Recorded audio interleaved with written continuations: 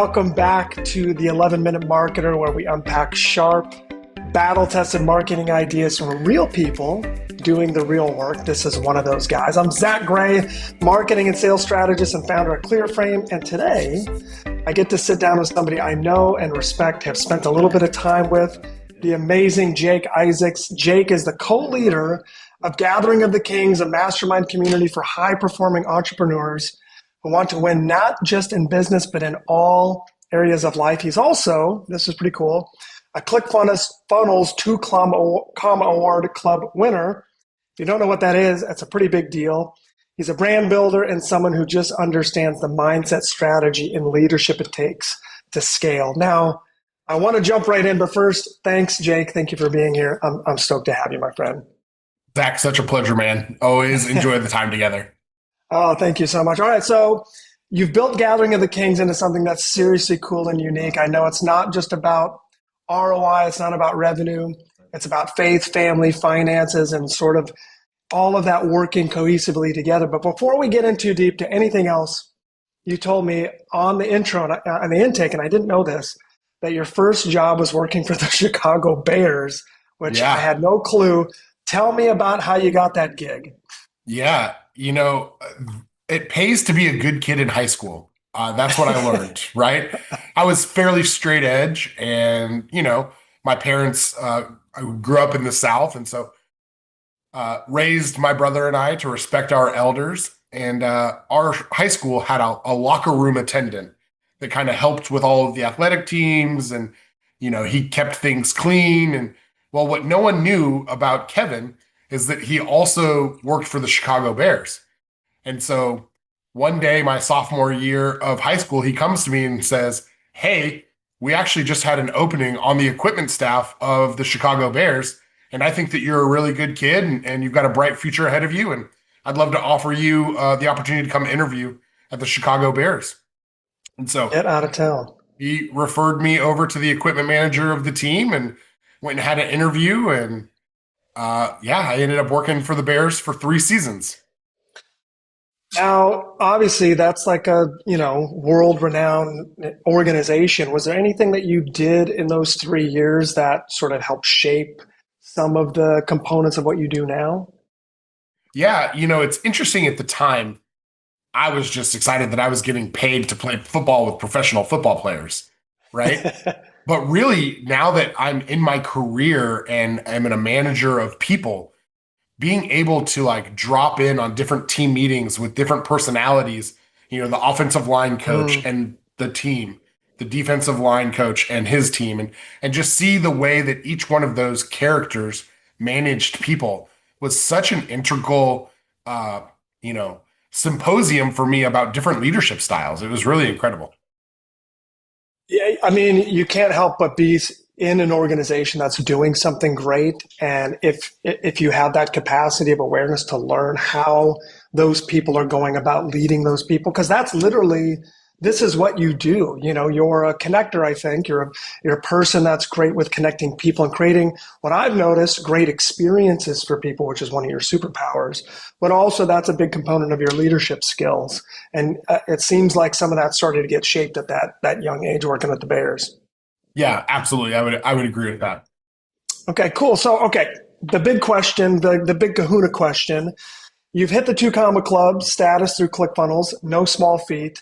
So walk me through, what do you think was your most effective funnel, campaign, tactic, strategy that really helped you guys with Gathering of the Kings and to grow that thing? Yeah, I think the thing that we just learned through the entire process was not to be afraid to iterate, right? That success comes from a little bit of constant tinkering and figuring out what creative works, what copy works, not being afraid to ABC test multiple different things at the same time.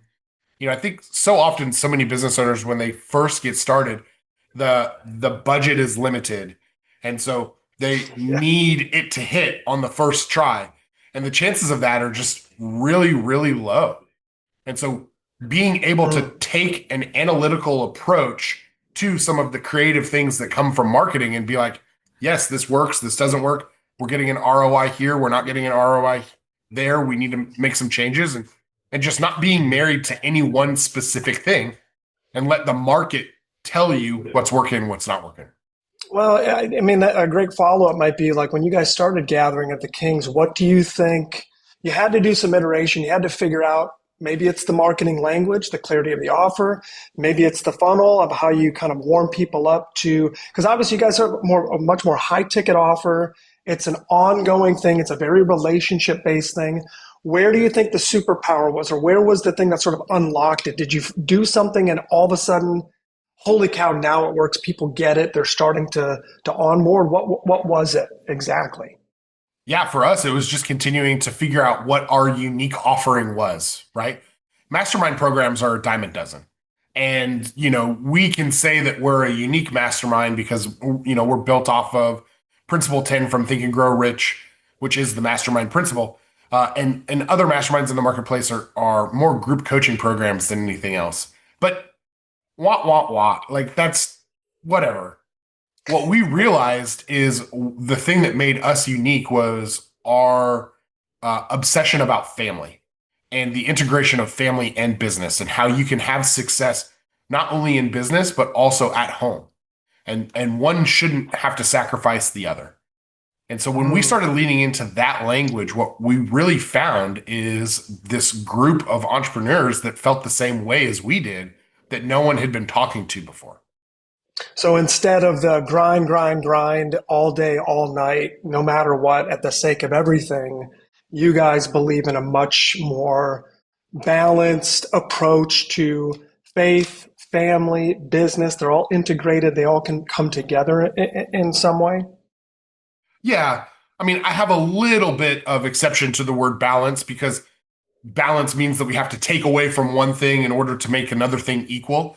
We Sure. like the word obsession, obsed, but there's a harmony in which you need to apply to your calendar to make everything work. I had a completely different secondary question. I still want to ask it, and it may push us a little bit over the time, but I think what's unique about what you guys do that other people don't necessarily do as much or don't maybe think about enough. This is about marketing, but marketing and sales and customer experience, all of it it's all cohesive. Right. It's all one. I think something you guys do so well, and I saw this because I came to one of your events and I saw the way that the people that you work with think about and talk about you. What do you think your superpower or the special secret sauce is in your retention strategy? Because you guys are a retention business. It's all about keeping people with you and continuing to create value.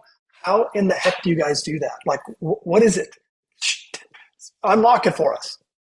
Yeah, it's just listening, right? It's slowing down enough. I think sometimes we get so caught up in this idea of scaling where we've got to create a cookie cutter system and just stamp out the same widget over and over and over again.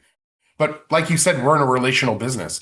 And so we have to be willing to meet our clients where they're at. And that's not necessarily going to be the same thing. And so it doesn't necessarily work for that cookie cutter stamp approach.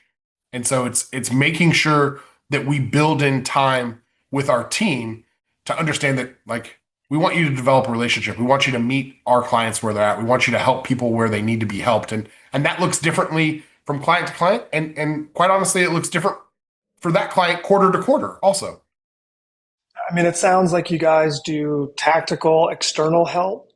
You also do internal and philosophical help with the relationship side. Does that sound truthful? Yes, absolutely. I mean, I absolutely love that. I think we all want that sense of belonging and to be in the group, to be in the club. And you guys have something incredibly unique. And we're going to link to your guys' stuff at the bottom of this. And I'll have you give a little plug for what you guys do in a little bit, because I think the people that are watching this are going to be probably your ideal sort of people as well. But let me jump into question two. I want to keep us on time. Give me the mess up. Like, what's a marketing strategy or a move that you tried that simply didn't go according to plan? And what did you learn from it? And what can we learn from it? Yeah, very early on, we decided that we wanted to create like a university or a course, and we wanted to try to monetize that course right away. And we just didn't do a good job of doing that. We put in a bunch of front-loaded effort, creating over 180 videos in this university library that we have for business owners. Holy cow.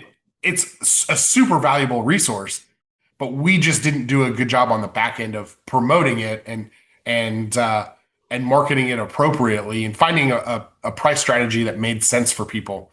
And so we've got this really valuable tool that we built and we created, and we just kind of had to shelf it because we jumped the gun a little bit too early. We were trying to monetize an audience a little bit too early than we should have. Do you think that came from a desire to help more people? Was it, how do we scale things up for ourselves instead of just nurturing what we have and staying focused here? What do you think that was? What was the reason? I think that came from a desire to scale quickly, right? Like, how do we pour a little bit of gasoline on what we're doing? We wanted to use that kind of as a lead magnet, right, into the mastermind program. And we just, it wasn't what our avatar was looking for, right? It was, And yeah. Go ahead. no, I was going to say it was something that someone way earlier in business needed than could afford our services, right? And so we were trying to stay on track with, some of the big boy business influencers that you see offering courses, and we thought that was the next best step, and it didn't fit our need for our avatar. Not to stay on this topic, but it's so interesting to me.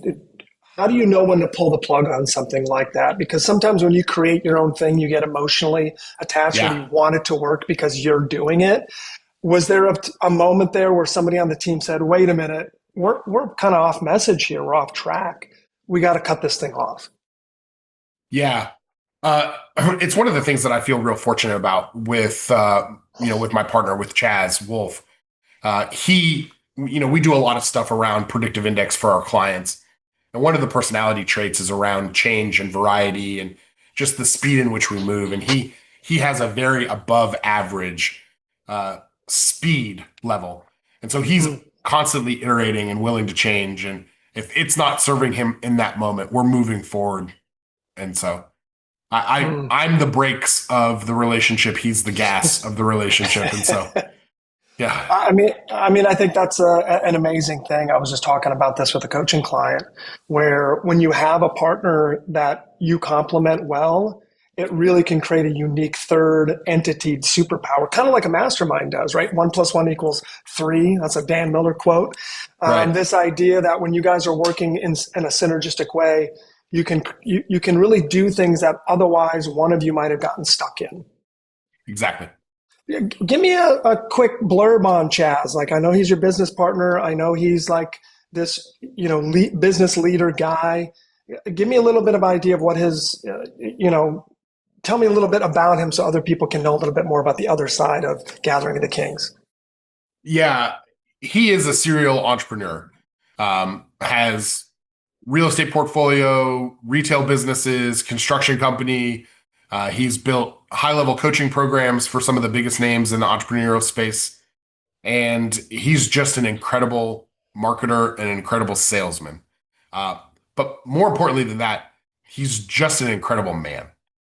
The thing about Chaz that I appreciate is his calendar back up the things that he talks about. He's not one of these hot air, fluffy guys that will say one thing and then do another.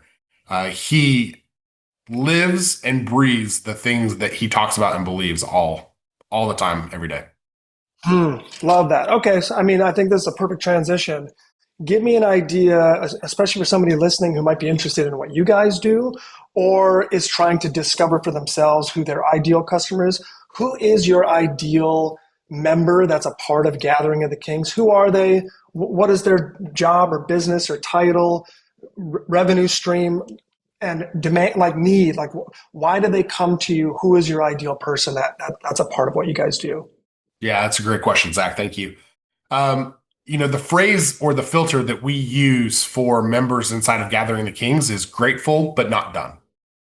We want to attract people who have a recognition that they have accomplished some things and they're super grateful for what they have, but they also understand that there's another level to life. And how do they unlock that? Inside of Gathering the Kings, we are not industry specific, which makes our mastermind program unique. So we've got people from the construction space, the financial services, retail, real estate, just all types of different industries pouring into each other. And that's what makes the conversations so incredible, because what may be working for a general contractor down in Nashville, from a marketing standpoint, you hear as a financial service guys, and it unlocks something inside of a conversation that you had a couple of days ago. And so it's just a really interesting opportunity to learn from different people performing at high levels. I mean, maybe before we even jump to an outro, because this is so spectacular, do you think that because of that natural variety that you guys attract, is there a component inside the mastermind where not only is there value from the leadership to the members, but also amongst the members? Do they engage with each other? Do they help each other in any way? Yeah, I mean, that is the mastermind principle. If you're joining Gathering the Kings to be around Jake Isaacs or Chaz Wolf, you're joining for the wrong reasons, right?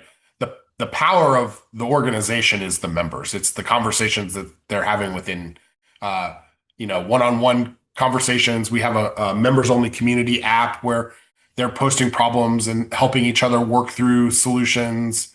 We've got different group chats going on. In fact, there was a group chat that was happening yesterday around a salesperson that wasn't performing at the level that they thought they were going to perform at, and like, how should the offboarding conversation look like? And 4 or 5 people are jumping in, giving advice and asking other follow-up questions. And I get to facilitate that from an outsider's perspective looking in, but it's not Jake's advice, it's not Chaz's advice that they're taking. It's the collective advice from the group. And that sort of group synergy is a high value piece of what you guys do, I'm sure. It creates that long-term value, depth of relationship, but also that continual masterminding amongst each other is probably pretty valuable. Absolutely. Yes, sir. Super cool. Oh man, this is such good stuff. Jake, gold as always. I want to keep us to our time frame, but thank you for making time for me, being part of the show. If you're watching this and you're a high performing entrepreneur looking for growth, not just in your business, but in every part of your life, definitely check out Gathering of the Kings. Jake, where is the best place to enter the funnel or to find you or to connect with you guys and your team? I'm going to link it below, but I want them to hear it from you as well. Yeah, you can find me on any of the social media channels at Jake Isaacs or at Chaz Wolf. And then our website is gatheringthekings.com. Epic. Well, I'm Zach Gray. This is the 11-Minute Marketer. Real people, real tactics, real results. And we will see all of you guys on the next one. Thank you so much for being here, Jake. Thanks, Zach. All right.